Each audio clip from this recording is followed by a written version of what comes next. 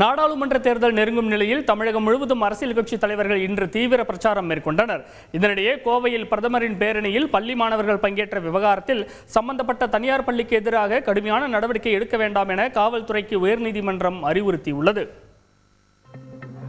Madurai K நகரில் அதிமுக தேர்தல் பணிமனையை எடப்பாடி பழனிசாமி இன்று தொடங்கி வைத்தார். ராமநாதபுரம் தொகுதியில் பன்னீர்செல்வம் என்ற பெயரில் 5 பேர் போட்டியிடுவது குறித்து செய்தியாளர்கள் கேள்விக்கு பதிலளித்த அவர், தேர்தலில் நிற்க அனைவருக்கும் உரிமை உண்டு என்றார். அந்த ஓ பன்னீர்செல்வம் ஒன்று தான், நானும் ஒன்று தான், இங்கே நிற்கிற வேட்பாளர் ஒன்று தான், நீங்களும் ஒன்று தான், எல்லாருக்கும் சமம் தான். இது மிகப்பெரிய ஜனநாயக நாடுங்க.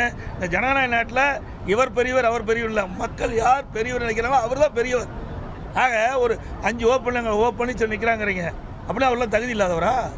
அந்த வேட்பாளர் தனக்கு தகுதி இருக்குதான் தேர்தல் நிற்கிறார். மேலும் ஓபிஎஸ் மீண்டும் அதிமுகவில் சேர்த்துக் கொள்ளப்படுவாரா என்ற கேள்விக்கு எடப்பாடி பழனிசாமி விளக்கம் அளித்தார். 2 கோடி தொண்டர்கள் நான் ஒரு தொண்டங்க.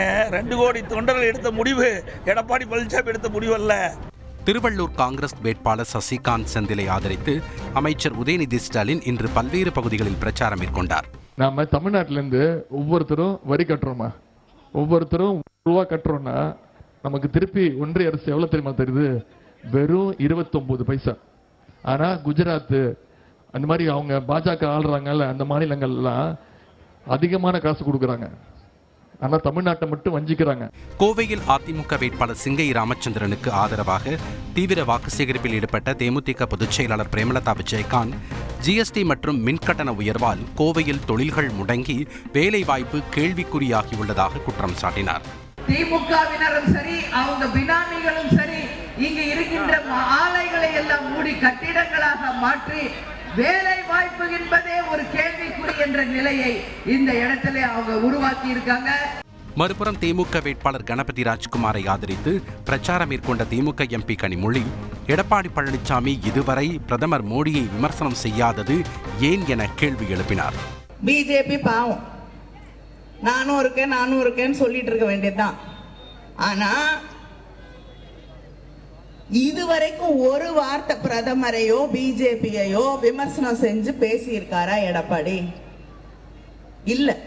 ஸ்ரீபெரும்புதூரில் தமாக வேட்பாளர் வேணுகோபாலை ஆதரித்து பிரச்சாரத்தில் ஈடுபட்ட தமிழக பாஜக தலைவர் அண்ணாமலை, நாட்டின் பாதுகாப்பு பொருளாதாரத்தை உறுதி செய்தவர் பிரதமர் மோடி என புகழாரம் சூட்டினார். பொருளாதாரத்திலே நாடு வளர்ந்தால் மட்டும்தான் நம்முடைய கையிலே வருமானம் வரும் என்பதை நீங்கள் எந்த விதத்திலும் கூட மறந்துவிடக்கூடாது. பொருளாதாரத்திலே தொடர்ந்து இந்திய நாடு வளர வேண்டும் என்றால் பாரத பிரதமர் நரேந்திர மோடி அவர்கள் ஆட்சியில் இருக்க வேண்டும். தென் சென்னையில் வாக்கு சேகரிப்பில் ஈடுபட்ட பாஜக வேட்பாளர் தமிழிசை சவுந்தரராஜன், பணம் கொடுத்தால்தான் ஓட்டு என்கிற நிலை தமிழ்நாட்டில் உள்ளதாக வேதனை தெரிவித்தார். இல்ல, அவங்க சொன்னதுல ஒரு யதார்த்தமான உண்மை இருக்கிறது.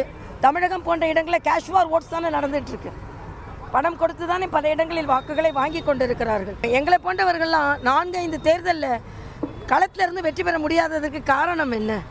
அவர்கள் செலவு செய்கின்ற அளவுக்கு எங்களால் செலவு செய்ய முடியல அப்படின்றது அது ஒரு காரணம்.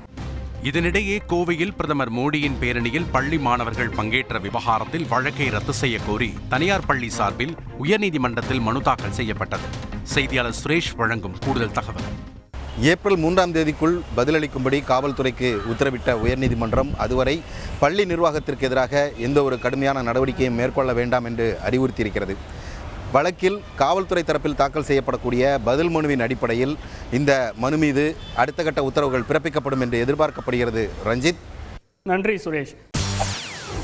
செய்திகளை உடனுக்குடன் தெரிந்து கொள்ள உடனே சப்ஸ்கிரைப் பண்ணுங்க.